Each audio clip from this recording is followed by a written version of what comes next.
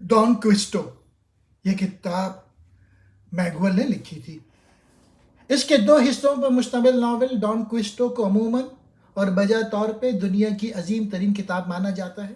یہ ناول ہمیں الفانسو سے متعارف کراتا ہے، جو ایک ادھیڑ عمر ہسپانوی رئیس ہے جو مہم جوئی کے بارے میں بہت سی کتابیں پڑھنے کے بعد شیطانی رومانس کا جنون ہو جاتا ہے اسے۔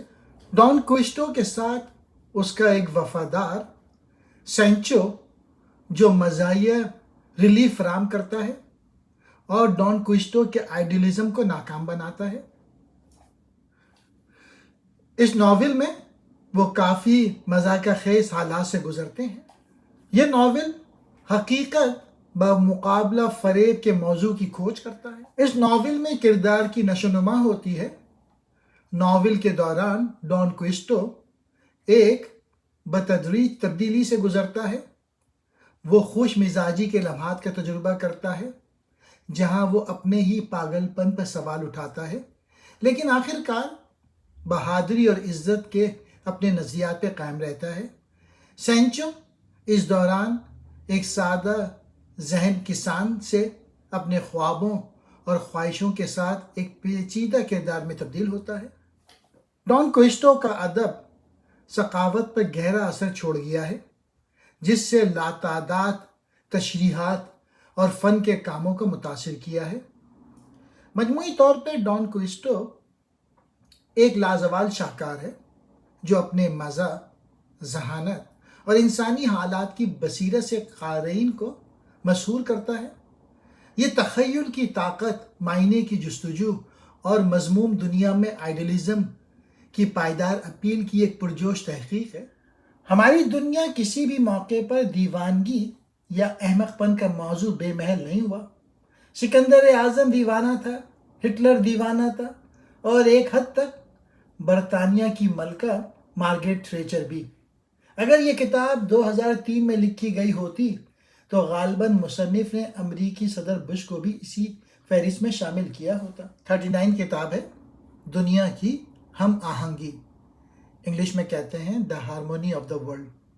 یہ کتاب جرمنی کے ماہر فلکیات جوہنس کیپلر نے لکھی تھی 1619 میں۔ اس کتاب میں کیپلر نے ان ریاضتی تعلقات کو تلاش کرنے کی کوشش کی ہے جو سیاروں کی حرکات اور کائنات کے ساخت کو کنٹرول کرتے ہیں۔ کیپلر اپنے سیاروں کی حرکت کے قوانین کی حمایت کے لیے تفصیلی ریاضتی تجزیے فراہم کرتا ہے، اپنے وسیع حسابات اور سیاروں کی پوزیشنوں کے مشاہدات پر روشنی ڈالتا ہے۔ وہ سورج سے سیاروں کی دوری اور ان کے مدار کے ادوار کے درمیان ریاضتی تعلقات پر بھی بات کرتا ہے۔ اپنی سائنسی دریافتوں کے علاوہ کیپلر نے دنیا کی ہم آہنگی میں فلسفیانہ اور مذہبی مظاہر بھی شامل کیے ہیں۔ وہ کائنات کی ہم آہنگی کو خدا کے ڈیزائن کے ثبوت کے طور پہ دیکھتا ہے اور جسمانی اور روحانی دائروں کے اتحاد پر اپنے یقین کا اظہار کرتا ہے۔ یہ کتاب کیپلر کے اہم ترین کاموں میں سے ایک ہے اور جدید فلکیات کا سنگ بنیاد سمجھا جاتا ہے۔ اس کے سیاروں کی حرکت کے قوانین نے آئزک نیوٹن کے نظریہ آفاقی کشش ثقل کی بنیاد رکھی اور کائنات کی ساخت اور حرکیات کے بارے میں ہماری سمجھ میں انقلاب برپا کر دیا۔ وہ سورج کو مرکز ماننے والی تھیوری کو کارآمد ثابت کرنے کے قابل ہوا۔ نوون آرگینم یہ کتاب فرانسس بیکن نے 1620 میں لکھی تھی۔ نوون آرگینم یہ کتاب فرانسس بیکن نے 1620 میں لکھی تھی۔ الیگزینڈر پوپ نے 18ویں صدی کی ایک تحریر این ایسے آن مین میں فرانسس بیکن کو نوع انسانی میں سب سے زیادہ ذہین، سب سے زیادہ روشن اور سب سے زیادہ کینہ پرور قرار دیا، اور زیادہ تر لوگ آج بیکن کو واقعی ان خوبیوں کا حامل تسلیم کرتے ہیں۔ نوون آرگینم میں بیکن کا بنیادی مقصد علم کے حصول کے لیے ایک نیا طریقہ یا آلہ فراہم کرنا ہے جو وہ روایتی ارسطو کے نقطہ نظر سے متصادم ہے۔ بیکن استدلال کے لیے ایک دلکش طریقے کی وکالت کرتا ہے جہاں مشاہدات اور تجربات سے علم حاصل کیا جاتا ہے۔ بیکن نے اپنے مشہور بتوں کا تعارف کروایا جو غلطی کے 4 اہم ذرائع ہیں اور جو علم کے حصول میں رکاوٹ ہیں۔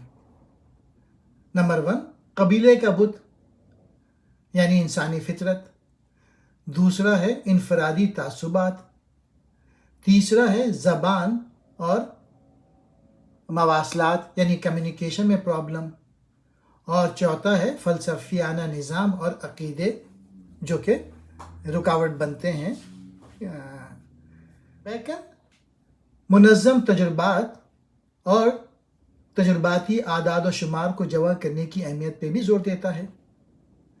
بیکن کا خیال ہے کہ قدرتی مظاہر کا بغور مشاہدہ کرنے اور کنٹرول شدہ تجربات کرنے سے انسان آہستہ آہستہ فطرت کے رازوں سے پردہ اٹھا سکتا ہے اور دنیا کے بارے میں اپنی سمجھ کو بہتر بنا سکتا ہے۔ مجموعی طور پہ نوون آرگینم تجرباتی طریقوں کی بنیاد رکھتا ہے جو کہ جدید سائنس کا مرکز بنیں گی اور بعد میں آئزیک نیوٹن، رینے ڈیسکارٹ اور جان لاک جیسے مفکرین کو متاثر کیا۔ 41 دا فرسٹ فولیو، یہ ولیم شیکسپیئر کے جو ڈرامے تھے یہ اس پہ مشتمل ہے۔ 1623 میں شائع ہونے والی فرسٹ فولیو میں شیکسپیئر کے تمام 36 ڈرامے شامل ہیں۔ جاننا آسان نہیں کہ شیکسپیئر نے انسانی طرز عمل یا سوچ پر کیا اثرات مرتب کیے ہیں۔ انسائکلوپیڈیا کے ایڈیٹر نے لکھا، کوئی بھی اور مصنف ہر نسل اور پشت کے بہترین اذہان کے خیالات کو اتنا متاثر نہیں کر پایا جتنا کہ شیکسپیئر نے کیا۔ بات تو یہ ہے کہ اگر شیکسپیئر کسی ایک دھڑے کا حامی ہوتا تو ایسی انوکھی اور پائیدار مقبولیت حاصل نہ کر سکتا۔ وہ حکمران، باغی، شکوہ گر، ابن الوقت اور نہ ہی کسی اور دھڑے کا طرفدار تھا۔ ایک عام قاری یقیناً شیکسپیئر کے ڈراموں کو کسی پروفیسر کی نسبت زیادہ بہتر طور پہ سمجھ سکتا ہے، تاہم اسے مزید بصیرت اور فہم شاید پروفیسر سے ہی ملے۔ شیکسپیئر ایک ایسا لکھنے والا ہے جو ادب کو واپس عوام کی ملکیت میں لے گیا جو اس کے اصل مالک ہیں۔ دی فرسٹ فولیو انگریزی ادب میں ایک تاریخی اشاعت ہے، خاص طور پہ شیکسپیئر مطالعے کے دائرے میں۔ ولیم شیکسپیئر کے 2 ساتھی اداکاروں اور دوستوں میں سے جان ہیمنگس اور ہنری کونڈل کی طرف سے مرتب کیے گئے ہیں۔ پہلا فولیو شیکسپیئر کے ڈراموں کا پہلا جمع کردہ ایڈیشن ہے۔ یہ شیکسپیئر کی موت کے 7 سال بعد 1623 میں شائع ہوا۔ پہلا فولیو شیکسپیئر کے 36 ڈراموں پہ مشتمل ہے جس میں ان کے بہت سے مشہور کام جیسے ہیملیٹ، اوتھیلو یہ شامل ہیں۔ فولیو کو انگریزی زبان کی تاریخ کی سب سے اہم کتابوں میں سے ایک سمجھا جاتا ہے اور اس نے شیکسپیئر کے کاموں کے مطالعہ اور کارکردگی پر گہرا اثر ڈالا ہے۔ 2 کائناتی نظاموں کے متعلق مکالمہ، یہ کتاب گیلیلو نے لکھی تھی 1632 میں۔ گیلیلو ایک فلسفی سے پہلے سائنسدان اور ریاضی دان تھے۔ فلسفے میں اس کا سارا کام سائنسی دلچسپیوں کے حوالے سے تھا اور 17ویں صدی کے تمام سائنسدانوں میں سے گیلیلو مذہبی عقیدے یا تصوف کے ساتھ بہت کم تعلق کا حامل نظر آتا ہے۔ کیا جاتا تھا کہ اگر ایک ہلکے اور ایک بھاری جسم کو یکساں بلندی سے نیچے گرایا جائے تو بھاری جسم پہلے گرے گا۔ گیلیلو نے اس خیال کو غلط ثابت کیا۔ اس نے مختلف اوزان کے گیندوں کو لکڑی کے چینل میں سے نیچے کی جانب لڑکایا اور مخصوص مقامات سے گیند گزرنے پہ گھنٹیاں بجانے کا انتظام کیا۔ بعد میں نیوٹن نے قوت کشش ثقل سے پردہ اٹھایا، لیکن گیلیلو نے یہ اعلان کر دیا تھا کہ گرتے ہوئے اجسام کی رفتار 32 فٹ فی سیکنڈ کی شرح سے بڑھتی ہے۔ وہ اپنے تجربات ایسے لوگوں کے سامنے کیا کرتا تھا جو اپنی آنکھوں سے دیکھی ہوئی چیز پہ یقین کر سکتے تھے۔ مشاہدات اور دلائل نے پرانی ارسطو فزکس کی بنیادیں ہلا کے رکھ دی۔ گیلیلو دوربین کا ڈیزائن حاصل کرنے میں کامیاب ہو گیا اور ایک بہتر دوربین بنائی۔ چاند پر گڑھوں اور سیارہ مشتری کے کچھ سیارے دیکھنے کے قابل ہو گیا۔ گیلیلو نے زبردست حوصلے کے ساتھ کلیسا کو सूरज की मरकजियत वाला तस्वुर मनवाने की कोशिश। 1616 में जब कोपरनिकस को लादीन करार दिया गया था तो गैलीलो को सूरज की मरकजियत वाले निज़ाम का प्रचार करने से रोक दिया गया। गैलीलो की किताब ने कैथोलिक चर्च की तौसीक शुदा अरस्तु की कॉस्मोलॉजी को बराह रास्त चैलेंज किया था। गैलीलो के हेलोसेंट्रिज्म के दिफा की वजह से रोमन कैथोलिक की तरफ से उसकी मजम्मत और इसके नतीजे में उसको घर में नज़रबंद कर दिया गया था। हेलोसेंट्रिज्म निज़ाम शमसी का एक मॉडल है जिसमें सूरज को मरकज़ में समझा जाता है, जिसके गिर्द ज़मीन और दीगर सैयारे गर्दिश करते हैं। यह तस्वुर जियोसेंट्रिक के बरक्स है।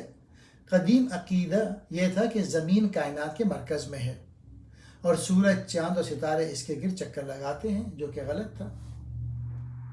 तरीक़ेकार के बारे में इंग्लिश में कहते हैं डिस्कोर्स ऑन मेथड। यह किताब रेने डेकार्ट ने लिखी थी। तौर पे जदीद फ़लसफ़े का बाप कहलाने वाला रेने डेकार्ट आज तक की इंतहाई मुतासर कुन शख्सियत में से एक था। कहा जाता है कि मौत का वक्त आने पर रेने डेकार्ट ने कहा था, ऐ मेरी रूह, अब अलविदा कहने का वक्त आ गया है।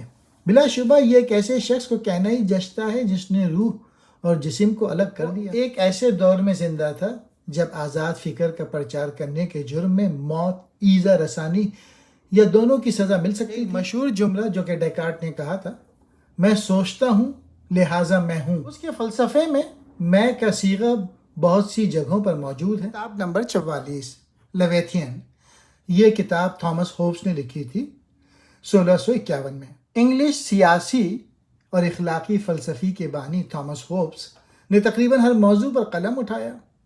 ना सिर्फ फ़लसफ़ा बल्कि मज़हब, रियाजी, मंतक, नफ्सियात, ज़बान, ये भी उनके मौज़ूआत में शामिल हैं। वो अपने दौर के तकरीबन हर अजीम जहन का इल्म रखते थे।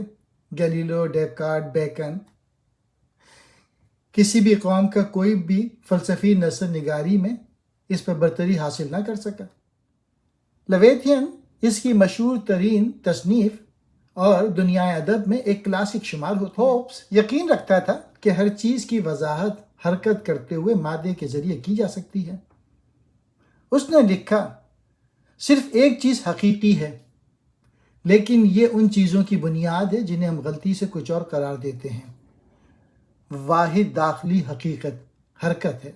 स्पिनोज़ा की तरह होब्स की कायनात भी मादी है। हमारे तमाम ख्यालात और जज्बात हरकत करता हुआ मादा हैं। लेविथियन एक सियासी फ़लसफ़े की किताब है।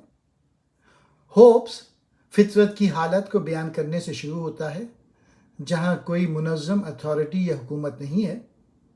इस रियासत में अफराद को मसावी ताकत हासिल होती है और वो खुद गर्जी से काम लेते हैं, जिसकी वजह से सबके खिलाफ सबकी जंग होती है। फितरत की हालत में ज़िंदगी खौफ, बेयकीनी और मुसलसल तनाज़ात की तरफ से खुसूसियत है। होब्स का इस्तदलाल है कि फितरत की हालत के इंतशार से बचने के लिए अफराद एक दूसरे के साथ समाजी मुआहदा करते हैं। वो अपनी कुछ आज़ादियों से दस्तबरदार हो जाते हैं और एक खुद मुख्तार हुक्मरान के ताबे हो जाते हैं, जिनके पास अमन व अमान बरकरार रखने का मुकम्मल इख्तियार होता है। होब्स इंसानी फितरत का एक तारीख नज़रिया पेश करता है जिसमें इंसानों को फितरी तौर पर खुद गर्ज, मसाबकती और ताकत और ख़ुद तहफ़्फ़ुज़ की ख्वाहिश से कारफरमा दिखाया गया है। उसका ख्याल है कि इख्तियार की पाबंदी के बग़ैर इंसान अपने मफादात को महफूज बनाने के लिए बेरहमी से काम करेंगे, जिससे दायमी तसादुम हो। होब्स हुकूमत की जमहूरी शक्लों और अवामी हाकमियत पर तनकीद करते हैं। ये दलील देते हैं कि वो अदम इस्तेहकाम और गुरोहबंदी का शिकार है। सियासत में अपने सेकुलर नुक्ते नज़र के लिए वो मशहूर हैं। होब्स ने अपने सियासी नज़रिए की बुनियाद मजहबी उसूलों या इलाही इख्तियार के बजाय इंसानी फितरत और समाजी नज़्म की ज़रूरत पर रखी है। मजमूई तौर पर लेविथियन मुतलक बादशाहत और आमराना हुक्मरानी का एक ताकतवर दिफा पेश करता है। मुतनाज़ा होने के बावजूद उसके नज़रियात ने बाद में आने वाली सियासी सोच पर गहरा असर डाला है और जदीद सियासी नज़रिए में उस पर बहस होती रहती है। کتاب نمبر 45 تصنیفات، انگلش میں سے ورکس کہتے ہیں۔ برٹن رسل نے مغربی فلسفے کی تاریخ میں لیبنز کے متعلق لکھا کہ وہ تمام تاریخ کے اعلیٰ ترین اذہان میں سے ایک تھا۔ فلسفے کے دو نظام موجود ہیں، ایک رجاعیت پسندانہ راسخ الایمان شاندار جس کا پرچار لیبنز نے کیا، اور دوسرا عمیق مربوط اسپنوزا والا اور حیرت انگیز تک منطق۔ لیبنز ایک جرمن تھا مگر اس نے زیادہ تر لاطینی اور فرانسیسی میں لکھا اور اس کے زیادہ پر اثر خیالات اس کے خطوط میں ملتے ہیں۔ کتاب نمبر 46 پینسیس، اردو میں افکار کہتے ہیں، یہ پاسکل نے لکھی تھی 1670 میں۔ کا ایک قول بہت مشہور ہوا، دل کی اپنی دلیلیں ہیں جن کے بارے میں منطق کچھ نہیں جانتی۔ منطق کی بھی اپنی دلیلیں ہوتی ہیں، لیکن دنیا کی موجودہ صورتحال میں کیا دل بھی منطق سے اتنا لا علم ہے جتنی منطق دل سے؟ مذہبی احساسات ہمارے لیے اتنے ہی پرکشش ہیں جتنے وہ خالص منطق کی نظر میں غیر منطقی ہیں۔ یہ ہماری دلچسپی کا باعث ہے کہ پاسکل اتفاق اور اس کی نوعیت کے متعلق بہت سے لوگوں کی نسبت زیادہ بہتر طور پہ جانتا تھا۔ وہ نظریہ احتمال یا پروبیبلٹی کے بانیوں میں سے ایک تھا۔ وہ نہ تو بنیاد پرست بنا اور نہ ہی بیوقوفانہ انداز میں داخلی حقیقت سے انکار کیا۔ پاسکل ایک سائنسدان، نہایت کامیاب ریاضی دان اور اتفاق کے مفہوم پر تحقیق کرنے والا عظیم ترین شخص بھی تھا۔ اس نے منطق کی بالادستی کو مسترد کیا۔ پاسکل اصرار کرتا ہے کہ رومن کیتھولکزم کی سچائی کے امکان پر داؤ لگانا چاہیے۔ اگر ہم جیت گئے ہمارے سامنے دائمی مسرت کی زندگی ہو گئی، اگر ہم ہار گئے تو کوئی ایسی چیز نہیں کھوئیں گے جو آج تک ہمارے علم میں ہے۔ تاہم اگر ہم نے اس کے برعکس داؤ لگایا تو دائمی عذاب کی زندگی جھیلنا پڑے گی۔ پینسیس فلسفیانہ ٹکڑوں اور عکاسیوں کا ایک مجموعہ ہے جسے فرانسیسی ریاضت دان اور فلسفی پاسکل نے لکھا ہے۔ یہ فرانسیسی ادب اور عیسائی فلسفے کی سب سے زیادہ بااثر تخلیقات میں سے ایک ہے۔ انسانی حالات کی عکاسی کرتا ہے، انسانیت کی کمزوری، عدم مطابقت اور مصائب کو اجاگر کرتا ہے۔ وہ خلفشار موڑ اور لذت کے حصول کی طرف انسانی رجحان کو وجودی غصے سے بچنے کا ایک ذریعے کے طور پہ دریافت کرتا ہے۔ وہ دلیل دیتا ہے کہ خدا پہ یقین ایک عقلی فیصلہ ہے، چاہے کوئی خدا کے وجود کو ثابت نہ کر سکے۔ پاسکل تجویز کرتا ہے خدا پہ یقین کرنا اور نیک زندگی گزارنا زیادہ محفوظ ہے، کیونکہ ممکنہ انعام ابدی نجات کے خطرے سے کہیں زیادہ ہے۔ اگر خدا موجود نہیں ہے تو کوئی خاص نقصان نہیں ہے۔ انسانی عقل کی حدود پر بحث کرتا ہے، اس بات پہ زور دیتا ہے کہ ایمان اور وجدان ان گہری سچائیوں کو سمجھنے میں اہم کردار ادا کرتے ہیں جن کو اکیلے عقل نہیں سمجھ سکتی۔ پاسکل خدا کے وجود کے لیے مختلف دلائل، عاجزی، توبہ اور نجات کے لیے خدا کے فضل پہ بھروسہ کرنے کی ضرورت پہ زور دیتا ہے۔ کتاب 47 اخلاقیات، انگلش میں ایتھکس کہتے ہیں، اس کو اسپنوزا نے لکھا تھا 1677 میں۔ اسپنوزا انسان کے لیے رحمت کی زندگی کی دریافت کرنا چاہتا تھا، یعنی ایک مسلسل اور تمام ابدیت سے بالاتر مسرت۔ وہ آج فلسفیوں میں سب سے زیادہ محبوب اور محترم سمجھا جاتا ہے۔ اسپنوزا فلسفیوں میں نمایاں نظر آتا ہے۔ بمشکل ہی کوئی شخص اس رائے سے اختلاف کرے گا کہ وہ تمام تاریخ کے عظیم ترین 6-7 آدمیوں میں شامل ہے۔ اسپنوزا بائبل کے جدید منطقی مطالعے کا بانی بھی تھا۔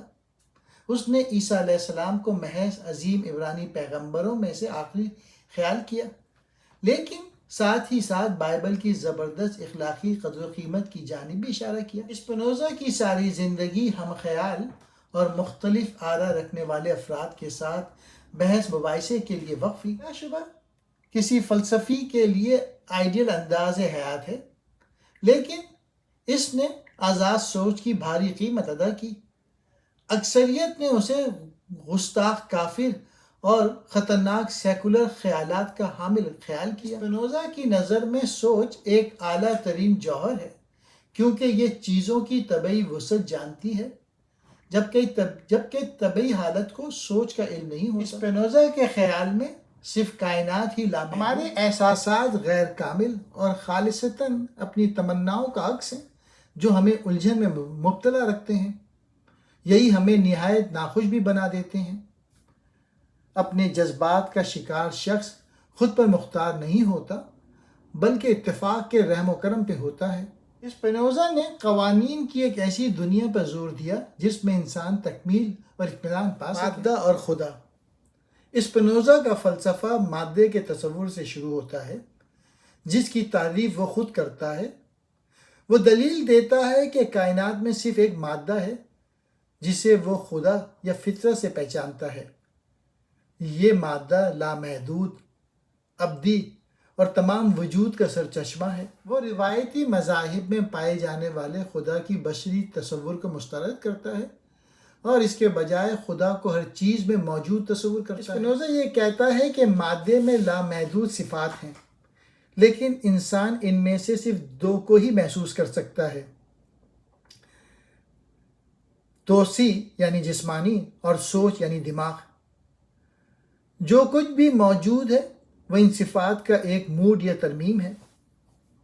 اسپینوزا کائنات کے ساتھ اندرونی امن اور ہم آہنگی کے حصول کے لیے عقل، خود آگہی اور ہمدردی کو فروغ دینے کی اہمیت پہ زور دیتا ہے۔ 48ویں کتاب ظاہر کی جستجو، انگلش میں کہتے ہیں پلگرمز پروگریس، یہ جان بنیان نے لکھی تھی۔ مصنف کے معاملے میں قابل ذکر بات اس کی اپنی نجات حاصل کرنے کا احساس تھا۔ اول نگار جارج مور کے خیال میں زندگی ایک گلاب کا پھول ہے جو عقیدے کی مٹھی میں کھلا جاتا ہے۔ اس نے تبلیغ شروع کر دی۔ وہ کم از کم 3000 افراد کو اپنی جانب راغب کر سکے۔ کی آخری کتاب رومن کیتھولک کلیسا پر ایک شدید حملہ تھی۔ یہ کتاب ایک عیسائی تمثیل ہے۔ اسے انگریزی میں مذہبی ادب کی سب سے اہم تخلیقات میں شمار کیا جاتا ہے۔ یہ کتاب ایک عیسائی نامی شخصی کہانی ہے جو آسمان کی نمائندگی کرتا ہے۔ راستے میں عیسائی کو مختلف آزمائشوں اور چیلنجز کا سامنا کرنا پڑتا ہے جو اس کے عقیدے اور عزم کو جانچتے ہیں۔ کہانی کا آغاز مسیحی کے ساتھ ہوتا ہے جو گناہ کے بھاری بوجھ سے دبے ہوئے ایک کتاب بائبل پڑھتا ہے جو اسے اپنے شہر کی آنے والی تباہی سے خبردار کرتی ہے۔ اس نے نجات پانے اور آسمانی شہر تک پہنچنے کے لیے سفر شروع کرنے کا فیصلہ کیا۔ اس کی بیوی اور اس کے بچے بھی اس کے ساتھ چل نکلے۔ مقابلے اور آزمائشیں ان کو اپنے سفر میں اور رکاوٹوں کا سامنا کرنا پڑا۔ مجموعی طور پہ یہ کتاب ایک لازوال تمثیل ہے جو ایمان، نجات، استقامت اور روحانی نجات کی طرف سفر کے موضوعات کو تلاش کرتی ہے۔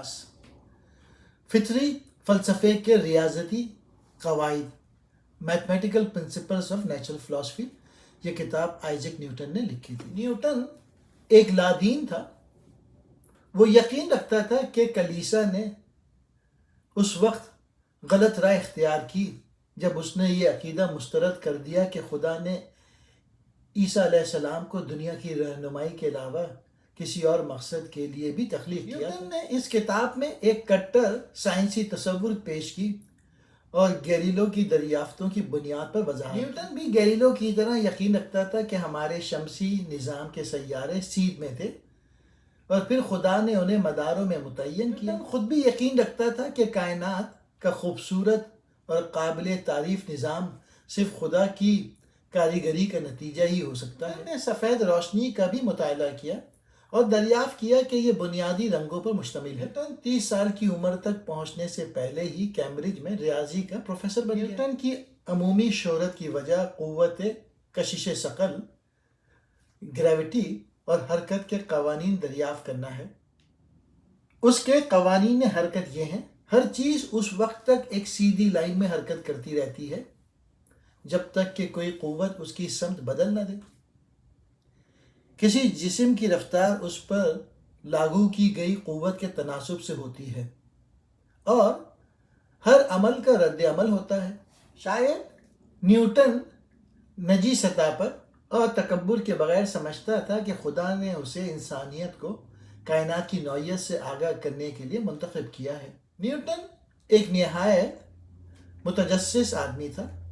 وہ پیدائش کے وقت اتنا کمزور تھا کہ اس کے زندہ بچنے کی امید ختم ہو گئی تھی۔ نیوٹن نے شادی نہیں کی۔ 50ویں کتاب انسانی تفہیم کے بارے میں مضمون، انگلش میں کہتے ہیں ایسے کنسرننگ آف ہیومن انڈرسٹینڈنگ، یہ کتاب جان لاک نے لکھی تھی۔ انگریز جان لاک عظیم فلسفیوں میں سب سے زیادہ قابل قدر ہے۔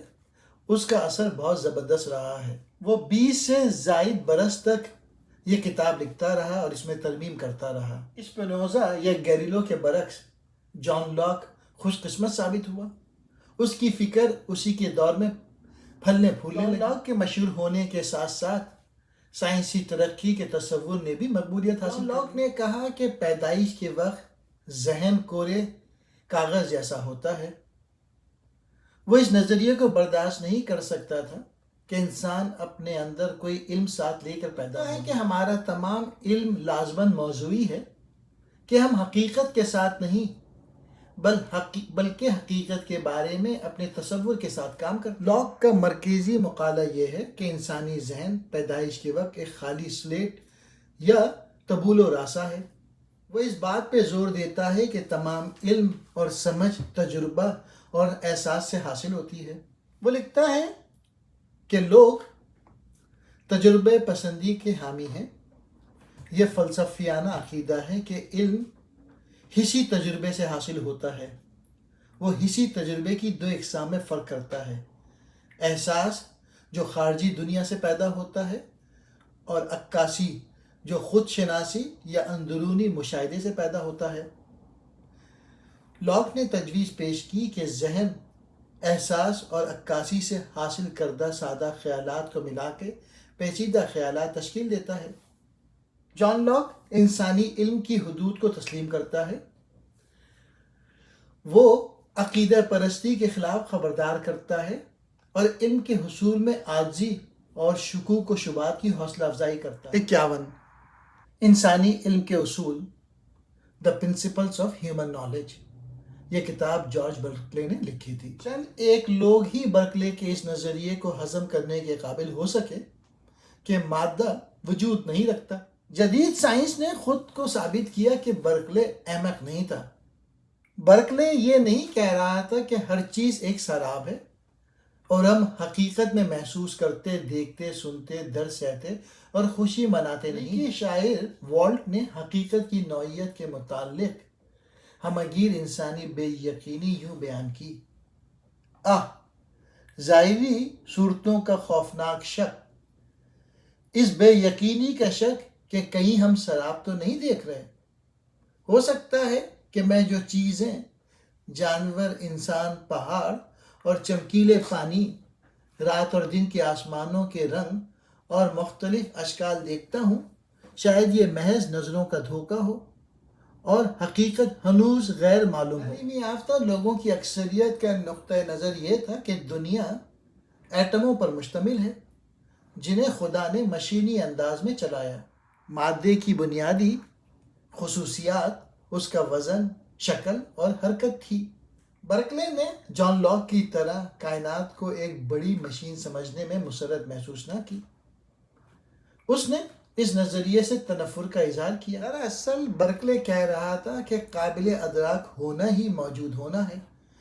یقیناً وہ مادے سے نجات پانے کے ذریعے تمام قسم کے مسائل سے دامن بچا رہا تھا۔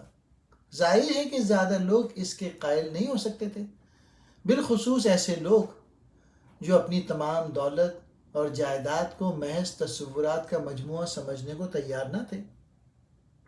ان کے نزدیک حقیقت کا مفہوم ایک لامحدود اور ابدی خدا کی ہستی ہے جو تصورات کے ذریعے سے فانی ہستیوں کے ساتھ تعلق بناتا ہے۔ برکلے دلیل دیتا ہے کہ مادی دنیا صرف خدا کے ذہن میں تصورات یا خیالات کے طور پر موجود ہے۔ برکلے کے مطابق صرف وہی چیزیں جو حقیقی معنی میں موجود ہیں وہ دماغ اور ان کے ادراک ہیں۔ مادے کے وجود سے انکار کے باوجود برکلے ادراک کے حقیقت پسندی کی ایک شکل کو برقرار رکھتا ہے۔ وہ استدلال کرتا ہے کہ جن چیزوں کو ہم سمجھتے ہیں وہ حقیقی ہیں اور ان کا ایک آزاد وجود ہے، لیکن ان کی حقیقت صرف ذہنوں کے ذریعے محسوس یا تجربہ کرنے پر مشتمل ہے۔ برکلے استدلال کرتا ہے کہ مادیت شکوک و شبہات کی طرف لے جاتی ہے اور علم کے امکان کو کمزور کرتی ہے۔ باندھی کتاب نئی سائنس، دا نیو سائنس، یہ گیم بڈسٹا وکو نے لکھی تھی۔ وہ ایک غریب کتب فروش کا بیٹا تھا جس نے اس میں علم کی پیاس پیدا کی۔ اگرچہ وہ بہت غیر معمولی تھا، لیکن اپنی موت کے طویل عرصے کے بعد مشہور ہوا۔ وہ بہت زیادہ بے باک اور تخیلیاتی تھا۔ اس نے اپنا مرکزی تھیسس واضح کرنے کے لیے قدیم روم کی تاریخ کو استعمال کیا، لیکن وہ قدیم دور کی شان و شوکت میں کھو جانے کے خلاف خبردار کرنے والا پہلا مفکر تھا۔ اس نے تاریخ کو ایک بالکل نئی نظر سے دیکھا، یعنی ایک چکردار عمل کی صورت میں۔ وہ وکیل، مورخ اور شاعر تھا۔ اس کے علاوہ وہ پہلا سوشل سائنسدان اور سوشیولوجی کا اصل موجد بھی تھا۔ اس نے علم کی جستجو میں اپنے باہر کے بجائے اندر کی طرف دیکھا۔ مصنف اپنے اس نظریے کی وجہ سے بھی اہمیت کا حامل ہے کہ تاریخ کا عمل خراب سے بہتر اور بہتر سے بہترین کی جانب سیدھی لائن کی صورت میں نہیں بلکہ دائروں کی صورت میں آگے بڑھتا ہے۔ وہ اپنے عہد کا سب سے زیادہ معروضی سوچ رکھنے والا مفکر تھا۔ یہ دعویٰ کرنا بھی گمراہ کن ہے چونکہ مصنف تاریخ کا ایک چکراتی نظریہ پیش کرتا ہے جو یہ بتاتا ہے کہ انسانی معاشرے ترقی، زوال اور تجدید کے بار بار چکروں کے ذریعے ترقی کرتے ہیں۔ مصنف ویرم فیکٹم کا اصول کا تصور متعارف کراتا ہے جس کا ترجمہ ہے حق وہی ہے جو بنایا گیا ہے۔ اس کا استدلال ہے کہ انسان صرف وہی سمجھ سکتا ہے اور سمجھا سکتا ہے جو اس نے خود تخلیق کیا ہے۔ مصنف کی نئی سائنس میں زبان اور انسانی معاشرے میں اس کے کردار کا تفصیلی تجزیہ شامل ہے۔ وہ زبان، ثقافت اور فکر کے درمیانی تعلق پہ زور دیتا ہے اور یہ دلیل دیتا ہے کہ زبان لوگوں کے اپنے ارد گرد کی دنیا کو سمجھنے اور سمجھانے کے طریقے کو تشکیل دیتی ہے۔ تعلیم اور معاشرے کے درمیان تعلقات کو دریافت کرتا ہے۔ تعلیم کے لیے ایک جامع نقطہ نظر کی وکالت کرتا ہے جس میں تاریخ، ادب اور فنون کا مطالعہ شامل ہو۔ اس کا ماننا ہے کہ تعلیم کو فکری اور اخلاقی دونوں خوبیوں کو پروان چڑھانا چاہیے جس سے انسانی فطرت اور معاشرے کے بارے میں گہرا ادراک پیدا ہوتا ہے۔ کتاب نمبر 53، انسانی فطرت کے بارے میں مقالہ، انگلش میں کہتے ہیں ٹریٹیز آن ہیومن نیچر، یہ ڈیوڈ ہیوم نے لکھی تھی۔ یہ اسکاٹ لینڈ میں ڈیوڈ ہیوم کا شمار دنیا کے اعلیٰ ترین فلسفیوں میں ہوتا ہے اور وہ انگریزی زبان لکھنے والوں میں سے عظیم ترین ہے۔ اس نے بتایا کہ ادبی شہرت اس کی سب سے بڑی اسے ایک لامذہب خیال کیا جاتا ہے، مگر وہ ایک اچھے آدمی کے طور پر اس نے یہ کتاب لکھی تو اس کے بعد اس نے شکایت کی کہ یہ پریس میں سے مردہ حالت میں پیدا ہوئی ہے، کسی نے بھی کوئی خاص توجہ نہ دی تھی۔ ڈیوڈ ہیوم نے کچھ عرصہ فرانس میں گزارا اور ان برسوں کے دوران پیرس کے قہوہ خانوں کا ہر دل عزیز شخص روسو کے ساتھ دوستی کی اور اسے اپنے ساتھ لے کر واپس انگلینڈ آیا۔ اگرچہ روسو نے اس کے ساتھ لڑائی کی اور یہ خیال قائم کر لیا کہ ہیوم اس کی ساکھ تباہ کرنے کی کوشش میں تھا، لیکن اس کے باوجود ہیوم کے خلاف کچھ زیادہ نہ کر سکے۔ ڈیوڈ ہیوم کا فلسفہ سادگی کی خوبیاں رکھتا ہے، لیکن یہ عمیق ہے اور ابتدا میں اسے سمجھنے میں مشکل ہوتی ہے۔ میں نے محسوس کیا کہ ہر کوئی شخص انسانی فطرت سے قطع نظر صرف اپنے تخیل سے کام لیتا ہے۔ ہم نے ایک ماہر نفسیات کے سے انداز میں اخلاقی احکام، تم قتل نہیں کرو گے، تم زنا نہیں کرو گے وغیرہ کی حقیقی نوعیت کا تجزیہ کیا۔ ہم نے قتل کرنے سے اس لیے منع کیا کیونکہ قتل ہونا ناخوشگوار امر ہے۔ ڈیوڈ ہیوم اس بات کی دلیل دیتا ہے کہ تمام علم تجربے سے حاصل ہوتا ہے۔ وہ پیدائشی خیالات کے تصور کو مسرد کرتا ہے۔ یہ تجویز کرتا ہے کہ ذہن پیدائش کے وقت ایک خالی سلیٹ ہے اور تمام خیالات حسی نقوص سے پیدا ہوتے ہیں۔ مشہور طور پہ اعلان کرتا ہے کہ جب وہ خود کو تلاش کرتا ہے تو وہ خود کو نہیں پا سکتا، صرف ایک بنڈل یا تصورات کا مجموعہ۔ انسائکلوپیڈیا یہ ڈینس ڈیڈرو نے کمپائل کی، جس کا ٹیکسٹ 17 جلدوں اور تصاویر 11 جلدوں میں ہے۔ اس نے انسانی علم و فضل کے تمام حالات کو ایک ہی جگہ مہیا کر دیا۔ جہالت کے خلاف علم کے حملے کا ایک عظیم اور رجائیت پسندانہ وار خیال کیا۔ انسائکلوپیڈیا عام جگہوں پر نظر نہیں آتی، لیکن اس کا اثر بہت عمیق اور زبردست ہے۔ دی انسائکلوپیڈیا میں غالب نقطۂ نظر اللہیات تھا کہ خدا نے کائنات تخلیق کی اور اسے متعین اصول دیے، لیکن وہ انسانی ضرورت یا دعا کا کوئی رد عمل نہیں دیتا، یعنی وہ خالق تو ہے مگر حاضر نہیں۔ دی انسائکلوپیڈیا 17ویں صدی کی ایک یادگار ہے۔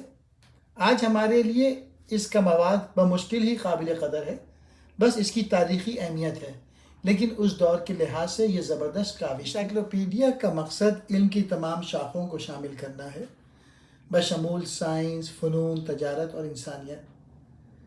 اسے حروف تہجی کے مطابق ترتیب دیا گیا تھا اور اس میں اس وقت کے سرکردہ مفکرین کے لکھے گئے متعدد مضامین پر مشتمل تھا، جس میں فلسفہ اور ریاضی سے لے کر زراعت اور دستکاری تک کے موضوعات شامل تھے۔ انسائکلوپیڈیا روشن خیالی کی تحریک سے گہرا تعلق رکھتا تھا، جس نے عقل، سائنس اور ترقی پہ زور دیا تھا۔ اس نے سیکولر اور تنقیدی سوچ کو فروغ دینے، روایتی اتھارٹی کو چیلنج کرنے اور وسیع تر سامعین تک علم پھیلانے کی کوشش کی۔ انگریزی زبان کی لغت dictionary of English language Samuel Johnson نے 1755 پہ کام کیا تھا۔ بہت کم لوگوں نے ڈاکٹر سیموئل جانسن کی مشہور انگریزی زبان کی لغت دیکھی ہوگی، جو بائبل کے حجم کی 2 جلدوں پر مشتمل ہے۔ انگریزی زبان کی ڈکشنری سے مراد کئی قابل ذکر لغات ہیں جو صدیوں میں شائع ہوئے ہیں۔ جانسن کی لغت انگریزی زبان کی پہلی جامع لغات میں سے ایک تھی۔ اس کا مقصد انگریزی میں الفاظ کے معنی کی وضاحت کرنا تھا اور ان کے استعمال کی مثالیں فراہم کرنا تھا۔ مجموعی طور پہ جانسن کی انگریزی زبان کی ڈکشنری ایک بنیادی کام ہے، جس نے انگریزی زبان کی تشکیل اور استعمال اور طرز کے اصول قائم کرنے میں مدد کی۔ کینڈیڈی یہ کتاب والٹیئر نے لکھی تھی۔ نوجوانی میں والٹیئر آزاد خیال دانشوروں کے لبرٹین گروپ کے ساتھ منسلک ہوا۔ چونکہ والٹیئر انگلینڈ کا رہنے والا نہیں تھا، اس لیے وہ نہایت آسانی سے انگلینڈ کی آڑ میں وہ تمام باتیں کر سکتا تھا جو اسے فرانس کے بارے میں ناپسند تھی۔ فرانس واپسی کے چند برس بعد اس نے اپنی لیٹرز فلسفی شائع کی، جسے سرعام نظر آتش کیا گیا۔ کینڈیڈی دراصل والٹیئر کی روحانی آپ بیتی ہے اور یہ اس کے پیغام کو پیش کرتی ہے کہ انسان کے لیے اپنے باغ کو سینچنا بہتر ہے، یعنی وہ دوسروں کی زندگی میں مداخلت کرنے کے بجائے اپنی زندگی کے ساتھ جو کر سکتے ہیں کریں۔ کینڈیڈی زمین پر جنت تک پہنچنے کا خواہش مند ہے۔ ایک موحد ہونے کے باوجود والٹیئر انسان کی کاملیت حاصل کرنے کی صلاحیت پہ یقین رکھتا ہے۔ کینڈیڈی میں اتنا کچھ موجود ہے کہ وہ ہر قسم کے مذہبی یا غیر مذہبی قاری کو مطمئن کر سکتا ہے۔ یہ کینڈیڈی نامی ایک نوجوان کی کہانی ہے جو خوشی اور روشن خیالی کی تلاش میں دنیا کا سفر کرتا ہے، لیکن راستے میں اسے بے شمار مضحکہ خیز اور المناک واقعات کا سامنا کرنا پڑتا ہے۔ والٹیئر یہ دلیل دیتا ہے کہ دنیا فطری طور پر اچھی ہے اور یہ کہ سب کچھ بہترین کے لیے ہوتا ہے۔ پورے ناول میں کینڈیڈی اور دیگر کردار زندگی کی مضحکہ خیزی اور ظلم و ستم کا تجربہ کرتے ہیں۔ کینڈیڈی اپنے آرام دہ گھر سے نکال دیا جاتا ہے اور مہم جوئی کا ایک سلسلہ شروع ہو جاتا ہے جو اسے یورپ، جنوبی امریکہ اور سلطنت عثمانیہ سمیت دنیا کے مختلف مقامات پہ لے جاتا ہے۔ راستے میں کینڈیڈی کو جنگ، قدرتی آفات، غلامی، مذہبی ظلم و ستم اور انسانی حماقت اور بدکاری کی دوسری شکلوں کا سامنا کرنا پڑتا ہے۔ یہ کتاب ایک ایسا طنزیہ طنز ہے جو روشن خیالی کے دور کی امید کو کم کر دیتا ہے اور معاشرے اور اس کے اداروں کی منافقت، بدعنوانی اور حماقت کو بے نقاب کرتا ہے۔ والٹیئر مذہب اور فلسفے سے لے کر سیاست اور سماجی اصولوں تک ہر چیز پہ تنقید کرنے کے لیے ستم ظریفی، مبالغہ آرائی اور مذاقہ خیزی کا استعمال کرتا ہے۔ آزمائشوں اور مصائب کا سامنا کرنے کے باوجود کینڈیڈی بالآخر زندگی کے بارے میں زیادہ عملی اور حقیقت پسندانہ نظر کو اپنانے کے لیے آتا ہے، اور وہ اپنے باغ کو کاش کرنے کے حق میں اندھی امید کو مسترد کرتا ہے۔ اختتام کو اکثر مصیبت کے عالم میں عمل کی دعوت اور ذاتی ذمہ داری سے تعبیر کیا جاتا ہے۔ عقل سلیم، کامن سینس، یہ کتاب تھامس پین نے لکھی تھی۔ کامن سینس کتاب نے امریکی بغاوت کے بہاؤ کو زیادہ متاثر کیا۔ فیلاڈیلفیا میں قیام کے پہلے سال کے دوران تھامس پین نے غلامی کے خلاف ایک بے باک مضمون امریکہ میں افریقی غلامی شائع کی۔ کامن سینس بے باک انداز میں امریکی آزادی کی حمایت سادہ اور ناقابل تردید بنیادوں پر کرتا ہے۔ تقریباً 50 لاکھ کاپیاں فروخت ہو گئیں اور اعلان آزادی پر اس کا اثر بھی احساس تھا۔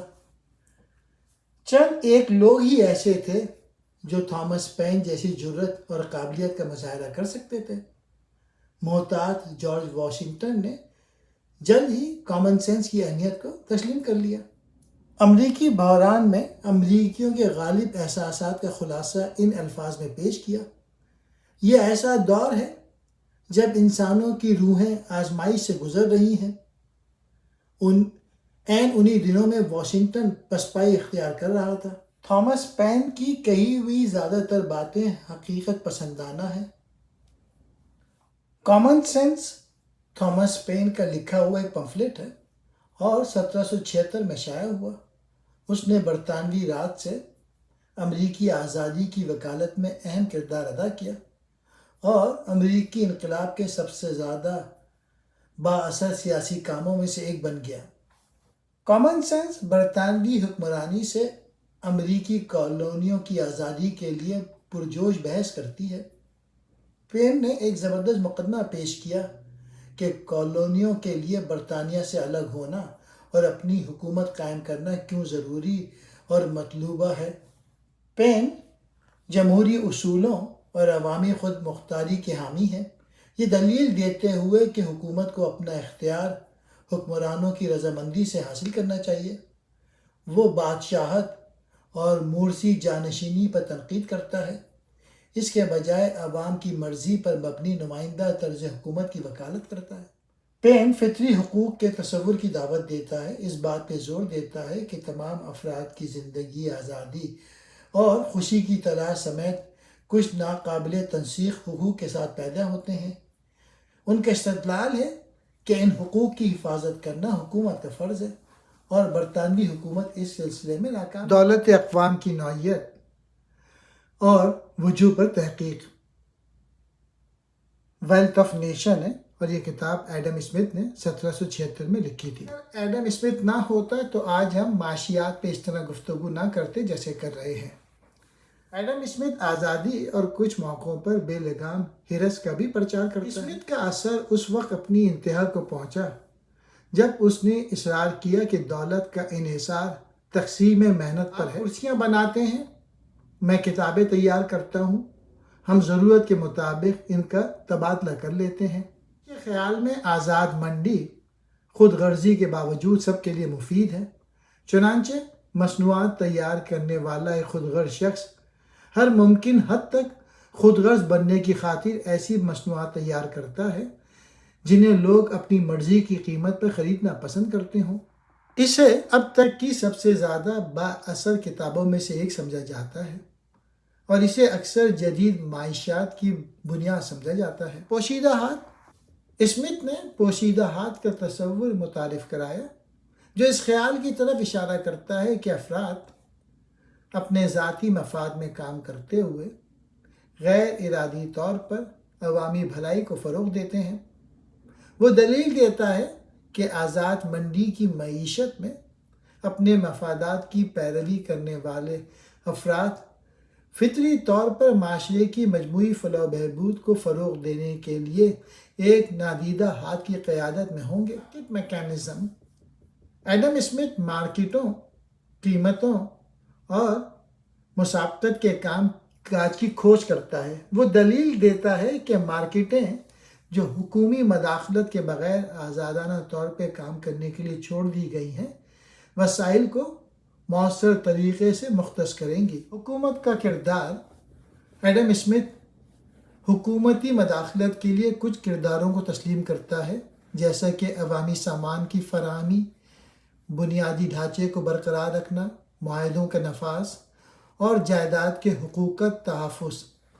تاہم وہ ضرورت سے زیادہ حکومی مداخلت کے خلاف خبردار کرتا ہے، جس کے بارے میں ان کا خیال ہے کہ وہ منڈیوں کو بگاڑ سکتا ہے اور اقتصادی ترقی کو روک سکتا ہے۔ ایڈم اسمتھ آزاد تجارت کے فوائد اور تقابلی فائدے کے حق میں دلیل دیتے ہیں۔ کتاب میں اسمتھ کا سب سے بڑا مقصد اقتصادی ترقی اور خوشحالی کو فروغ دینا ہے۔